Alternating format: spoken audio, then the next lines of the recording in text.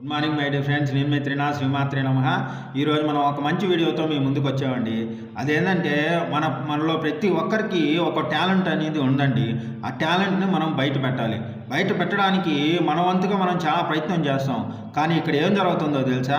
మన చుట్టూ ఉన్న సమాజం ఆ టాలెంట్ని ఎదగనీయకుండా తొక్కేస్తుందండి. అంటే వాళ్ళు విమర్శ రూపంలోనో, క్రిటిసైజ్ చేయడంలోనో, ఇది నీ వల్ల కాదురా అని చెప్పడం వల్ల మనకేమవుతుందంటే మనం ఆ టాలెంట్ని బయటికి చూపించుకోలేకపోతున్నాం. సో మై డియర్ ఫ్రెండ్స్, నేను చెప్పేది ఏంటంటే, మీ చుట్టుపక్కల ఎవరన్నా టాలెంటెడ్ వ్యక్తులు ఉంటే వాళ్ళని ఎంకరేజ్ చేయండి.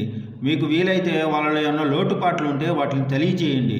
అట్లాగే మీకు ఏమన్నా గైడెన్స్ ఇవ్వాలనిపిస్తే ఇవ్వండి. అంతేగాని వాళ్ళని క్రిటిసైజ్ చేయొద్దు ఫ్రెండ్స్. క్రిటిసైజ్ చేయడం వల్ల ఎంతో టాలెంటెడ్ గైస్ మన ఇండియాలో ఉన్నవాళ్ళు ఏమవుతుందంటే వాళ్ళ టాలెంట్ను వాళ్ళు అణగదొక్కేసుకుంటున్నారు.